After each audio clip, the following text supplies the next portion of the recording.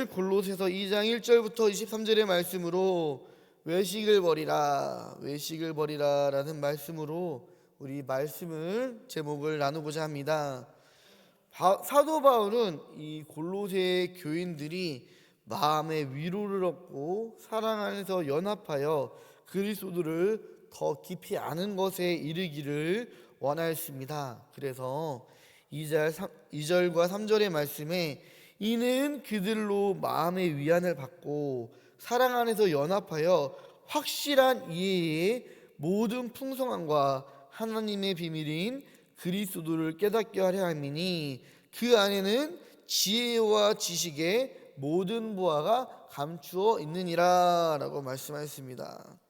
우리의 교회가 이 골로새 교회처럼 예수 그리스도 안에서 서로를 통해 마음의 위로를 얻고 또 사랑 안에서 하나가 되는 은혜가 있기를 간절히 소망합니다. 그래서 우리가 서로를 바라볼 때마다 성령의 충만한 모습을 느낄 수가 있어야 돼요. 우리가 찬양이 언제나 넘치면 은혜로 얼굴이 환해요, 이렇게 이런 찬양을 부르잖아요. 그래서 서로의 얼굴을 볼 때마다 이제 서로 가운데서 나타나는 그 은혜로 그 성령의 충만한 모습을 느낄 수가 있어야 됩니다. 뿐만 아니라 예수 그리스도를 깊이 아는 그런 지식 가운데서도 우리가 충만하기를 간절히 원합니다. 예수님을 잘 알아야 돼요.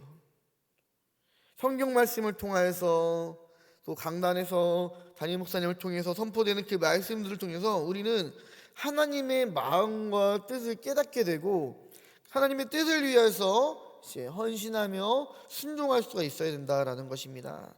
그런데 옛날이나 지금이나 호묘한 말로 이 성도들을 속이려고 하는 사람들이 있었습니다.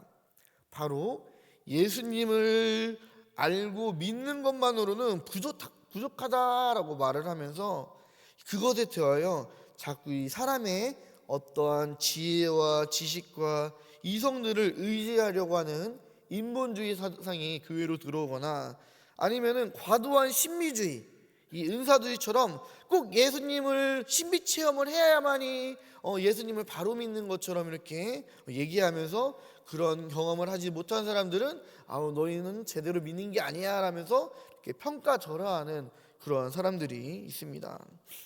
또 우리나라 이제 이단과 사이비의 대표적인 유혹 방법이 교회를 비판하고 교회의 허물들을 들춰내면서 이제 교묘하게 성경에 나와 있지 않는 그런 교회에서 알려주지 않는 어떠한 비밀을 내가 알려주겠다라고 이렇게 포교하는 방법들도 있습니다. 그러나 오늘 말씀에 사도 바울은 예수 그리스도만으로 충분하다라고 말씀하십니다. 4절 말씀에 내가 이것을 말함은 아무도 교묘한 말로 너희를 속이지 못하게 하려 함이니 라고 이렇게 말씀하셨습니다. 사람이 모인 곳에는 모든 곳에서 질서가 있습니다. 교회에서도 질서가 있습니다. 나의 생각과 뜻을 앞세우는 것은 하나님의 질서, 교회의 질서를 무너뜨리는 일입니다. 다행히 골로새 교회에서는 이러한 세상의 교묘한 유혹에 넘어가지 않고 오직 하나님 중심, 그리고 하나님께서 세우신 이 바울의 목회적 지도 아래에 질서 있게 행하였습니다. 5절의 말씀입니다. 이는 내가 육신으로는 떠나 있으나 심령으로는 너희와 함께 있어 너희가 질서 있게 행함과 그리스도를 믿는 너희 믿음이 굳건한 것을 기쁘게 봄이라. 아멘. 우리 교회가 질서 있는 교회가 되기를 간절히 소망합니다. 교회에는 온갖 사람들이 다 모여 있어요. 근데 거기에는요 교수님들도 있고요, 의사도 있고요, 각종 분야에서 이제 이런 박사학위를 받은 전문가, 그 항목에 관해서는 권위자분들도 있어요. 또 기업가도 있고요, 사업가도 있고요, 어떻게 보면 회장과 정치인들도 있는 게 바로 교회입니다. 그런데 이러한 사람들이 교회에서 소리를 낼까요? 아니요. 오히려 이런 분들일수록 하나님께서 세우신 이 교회의 질서 안에서 더욱더 순종하고 더욱더 겸손하고 나의 소리를 멈추고 나를 드러내지 않습니다. 우리 서울에 있는 어떤 대형 교회들 가보세요. 거기 보면은 다 교수님들이고 다 의사고 다 박사고 다 어느 무슨 기업의 사장이고 그래요. 근데 이런 사람들이 교회에서 그냥 조용히 있으면서 담임 목사님께서 또 목회자들이 하는 말에 순종하면서 그 질서를 따릅니다. 나를 드러내지 않고 나의 소리를 멈추고 온전히 겸손으로 이 교회 질서를 따르는 게 그런 아름다운 교회의 모습들의 그런 분들의 모습들이에요. 그리고 오히려 이제 목회자의 부족한 부분을 내가 보았을 때 우리 목사님 저런 부분을 내가 도와줘야지 하면서 자신의 그 장점, 내가 어느 분야의 권위자였으면은 이제 그런 부분으로 나의 달란트로 목회자들을 서포트하는 것이 바로 아름다운 교회의 질서 있는 교회의 특징이라는 것입니다. 우리 교회가 이런 교회 되기를 간절히 소망합니다. 골로새 교회의 아름다운 점은 바로 사도 바울이 그 곁에 없을지라도 지금 사도 바울이 이 골로새 교회에 있는 게 아니에요. 다른 곳에 있는 거예요. 그럼에도 불구하고 이 서신을 주고받는, 그래서 비록 육신적으로 이제 멀리 떨어져 있는 그런 관계, 이 바울의 시선이 잠시 떨어져 있는, 시선이 닿지 않는 그런 곳에 있는 상황이라 할지라도 늘 영적으로 소통하며 가까웠습니다. 그리고 바울의 교훈과 겉면을 따라 늘 믿음을 굳게 세웠던 교회였습니다. 그래서 5절의 말씀을 다시 한번 읽어보면은 이는 내가 육신으로는 떠나 있으나 심령으로는 너희와 함께 있어 너희가 질서 있게 함과 그리스도를 믿는 너희 믿음이 굳건한 것을 기쁘게 봄이라 라고 했습니다. 바울은 이 골로새 교회를 볼 때마다 지난번에 우리가 말씀드렸던 이 에베소 교회를 보는 것처럼 늘 기쁨과 감사함이 있었어요. 내가 멀리 떨어져 있지만 이 골로새 교회가 그래도 내가 가르친 이 가르침에 잘 순종하고 있고, 내가 안 본다고 해서 엄한짓하는 교회가 아니라 정말로 질서 있게 잘 행하는 교회가 바로 이 골로새 교회였기 때문입니다. 바울은 이러한 골로새 교회가 더욱더 하나님의 기뻐하시는 교회로 한 단계 더 업그레이드, 성장할 수 있도록 세 가지의 권면을 합니다. 6절과 7절의 말씀입니다. 그러므로 너희가 예수 그리스도를 주로 받았으니 그 안에서 행하되 그 안에 뿌리를 박으며 세움을 받아 교훈을 받은 대로 믿음에 굳게 서서 감사함을 넘치게 하라. 아멘. 먼저 그리스도 안에 뿌리를 받고 세움을 입어 믿음에 굳게 서야 합니다. 예수님께서는 씨 뿌리는 자의 이 비유에서 돌밭에 떨어진 씨가 뿌리를 내리지 못하여 환란이 닥칠 때마다 이제 넘어지는 것, 또 제대로 성장하지 못하는 것들을 말씀하셨습니다. 예수 그리스도 안에 뿌리를 받고 또 세움을 입지 못했기 때문에 이러한 세상의 유혹과 시험이 찾아오면은 그대로 무너지는 것입니다. 요한복음 20장 30절부터 31절에는 사도 요한은 이 복음서를 쓴 목적으로 너희로 예수께서 하나님의 아들 그리스도이심을 믿게 하려 함이요 또 너희로 믿고 그 이름을 힘입어 생명을 얻게 하려 함이라 라고 말씀하셨습니다. 우리가 예수님이 하나님의 아들이시며 그리스도 구원자이심을 우리가 온전히 알게 되면 그 모든 것들을 이겨낼 수 있음을 믿으시기를 바랍니다. 왜냐하면은 우리가 믿는 하나님이 어떤 분이세요? 전지, 전능, 만왕, 만군의 왕 이 하나님이십니다. 우리가 이것을 머리로만 알지 이것을 온전히 믿지 못하기 때문에 때로는 우리들에게 어떠한 시험이 찾아오고 환란이 다가올 때에 우리는 쉽게 무너지는 거예요. 왜냐? 머리로만 이해했으니까. 그러나 우리가 온전히 예수 그리스도를 믿고 하나님 아버지를 믿는다면은 우리는 그 모든 것을 다 감당할 수 있는 능력이 이미 내 안에 있는 거예요. 왜냐? 예수 그리스도에게 이미 뿌리를 내렸고 세움을 입은 존재이기 때문입니다.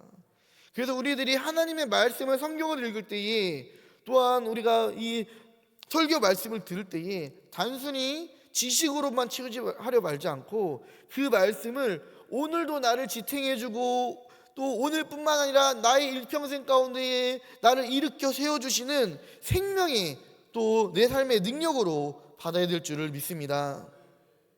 두 번째 바울의 권면은 감사함을 넘치게 하라 였습니다. 우리가 감사할 수 있는 이유, 바로 하나님의 은혜로 구원받은 존재이기 때문입니다. 하나님께서는 우리에게 의롭다 하셨고요, 영생과 하나님의 자녀됨과 천국 백성의 특권을 은혜로 주신 분이에요. 그렇기 때문에 우리는 감사하지 않을 수가 없습니다. 우리를 의롭다 하셨대요.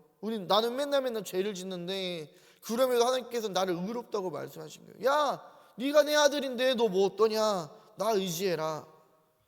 하나님의 자녀를 삼아주셨어요. 영생을 허락해 주시고 천국 백성의 이 특권을, 하나님 나라의 특권을 우리에게 은혜로 선물로 주셨어요. 그러면 얼마나 감사해요. 우리가 삶의 작은 일에도 그러면 우리는 하나님의 섭리와 은혜를 발견할 수가 있어야 됩니다. 그리고 그 은혜 가운데에서 감사할 수 있는 우리 성도님들 되시기를 간절히 소망합니다. 너무 큰 것을 바라볼 필요가 없어요. 작은 것부터 하나님께서 오늘도 이렇게 주셨구나.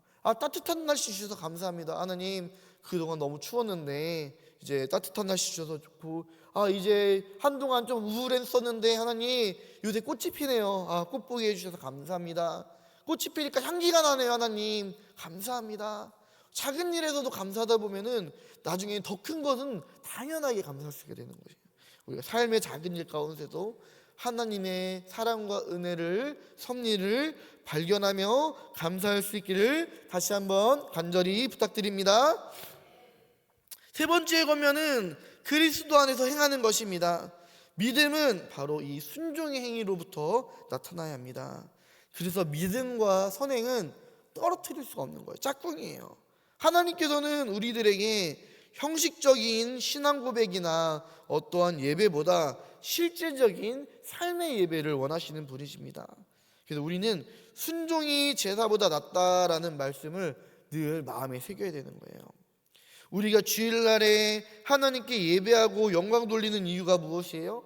하나님의 말씀을 듣고 그 말씀에 힘입어 내가 세상에서도 승리하며 하나님께 영광 돌리는 삶을 살아가기 위해서인 거예요. 그래서 주일 예배가 너무도 귀하고 귀하지만 월요일부터 토요일까지 삶을 우리가 어떻게 사느냐도 우리가 이 주일 예배를 귀하게 여기는 것처럼 귀하게 여겨야 될 줄을 믿습니다. 이 작심 삼일이라고 하잖아요. 하나님 얼마나 감사한 하나님이에요.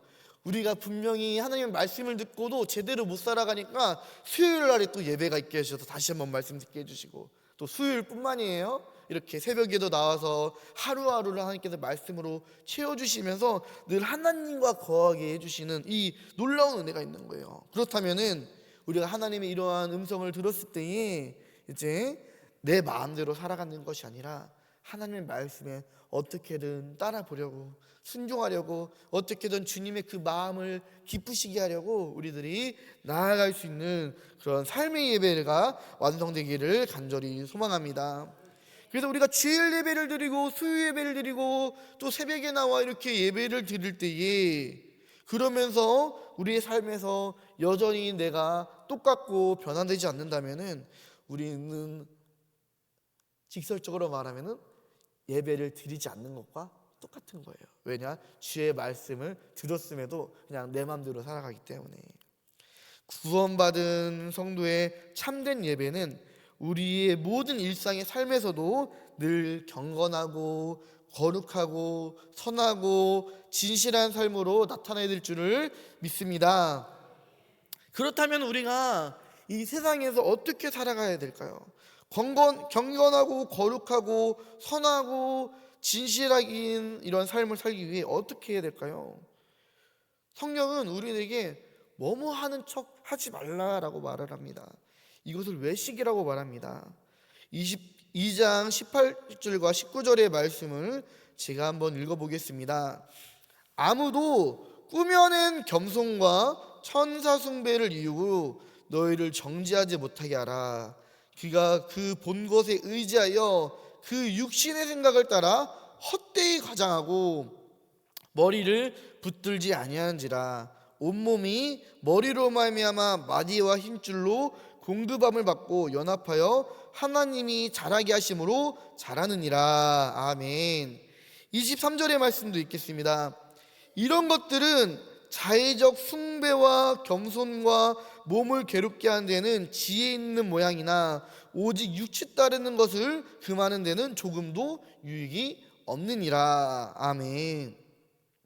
우리가 하나님의 자녀로서 예수님을 믿는 사람으로서 이 세상의 빛과 소금으로서 그리스도의 향기를 나타내며 복이 되며 덕이 되며 은혜를 끼치며 하나님의 영광을 드러내는 일은 마땅히 해야 되는 일이에요. 기본이라는 것이죠.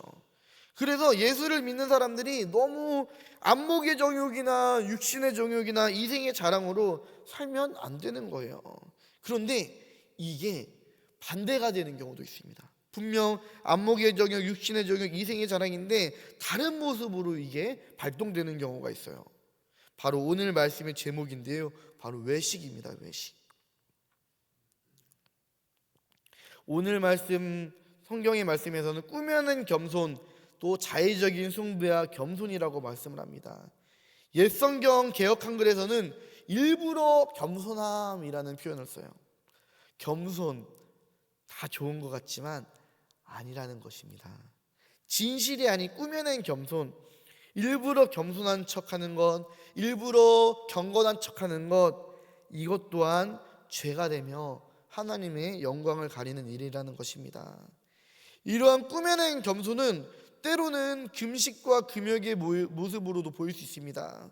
또 거짓된 열심과 헌신의 모습으로도 보일 수가 있습니다. 사실 이게 자기 자신에게만 그렇게 해당돼도 나에겐 유익이 없어요. 본인 만족만 될 것이지 하나님의 어떠한 이런 일에 대해서는 전혀 유익이 없는 일입니다.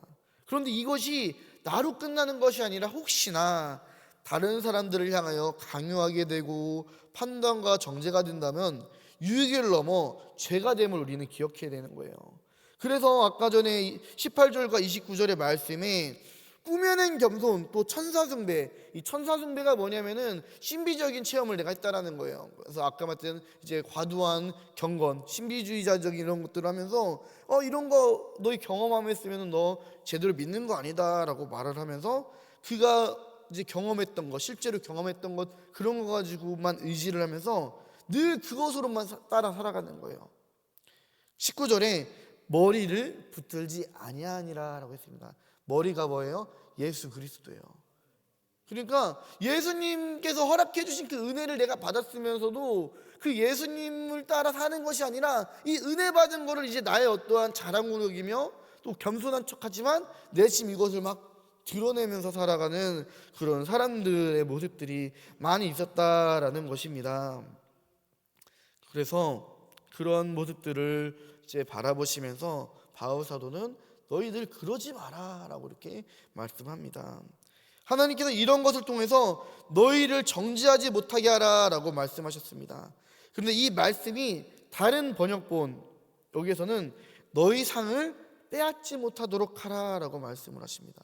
결국 외식은 본인의 만족이나 심지어 그 사실을 모르는 사람들에게 때로는 덕이나 은혜가 될 수 있어요. 내가 이렇게 거룩한 척하고 경건한 척하면은 저 사람 경건하다, 나도 저렇게 살아야지 하면서 어떻게 보면 다른 사람들에게 어떠한 믿음의 본이 되거나 그런 계기가 될 수 있는 그런 부분들이 있어요. 그런데 결국 이것들은 다른 사람에게 또는 본인에게 어떠한 합리화되고 또 덕이나 본이 혹시나 될 수는 있더라도 결국에는 상을 빼앗기는 행위가 된다라는 거예요.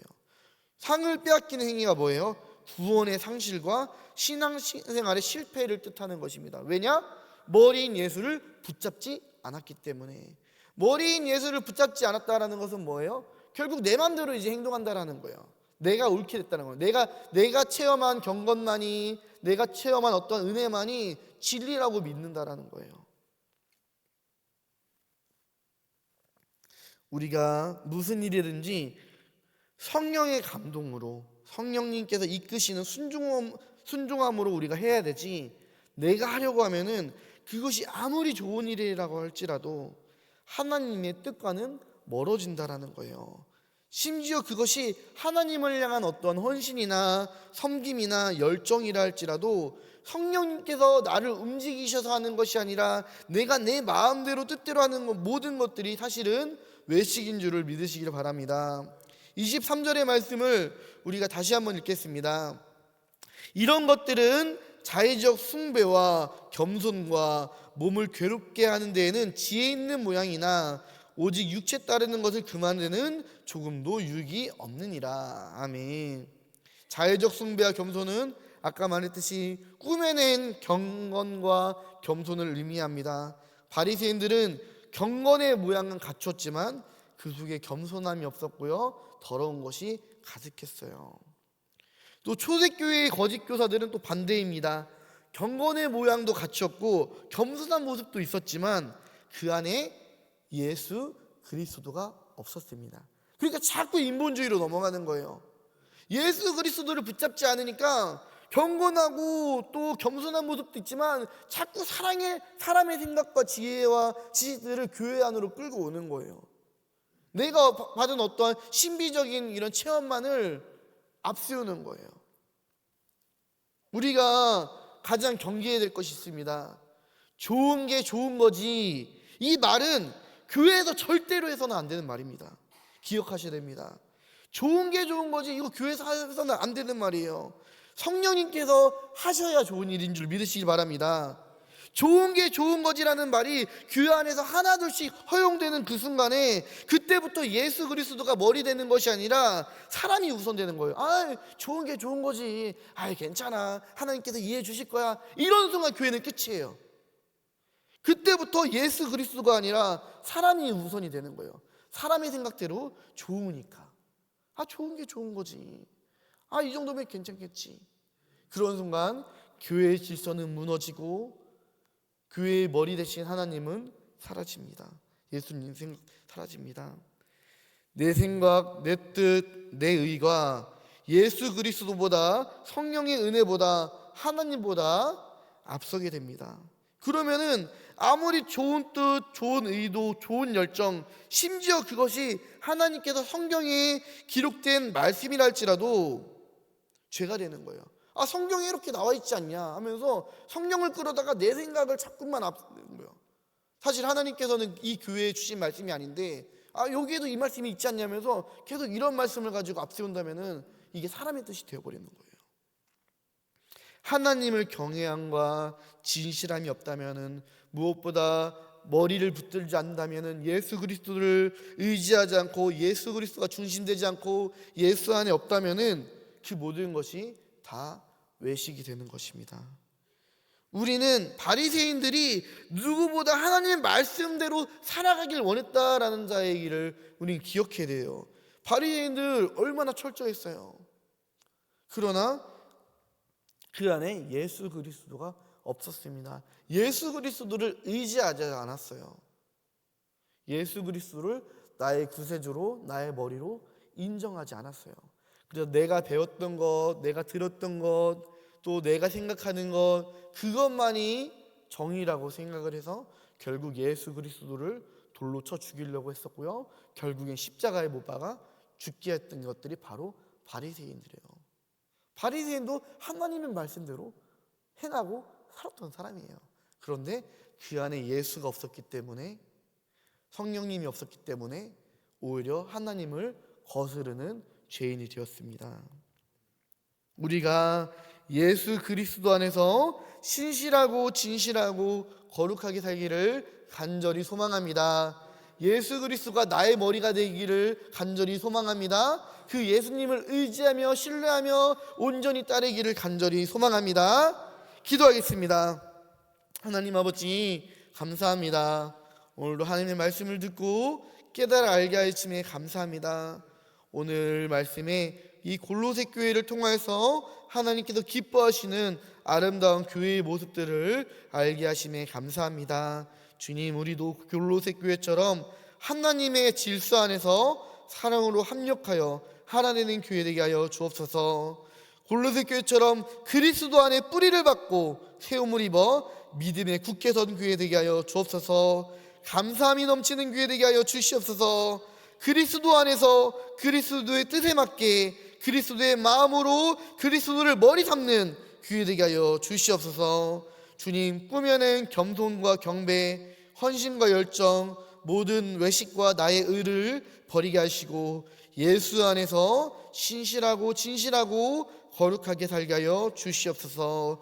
교회의 머리 대신 예수 그리스도의 이름으로 간절히 기도합니다. 아멘.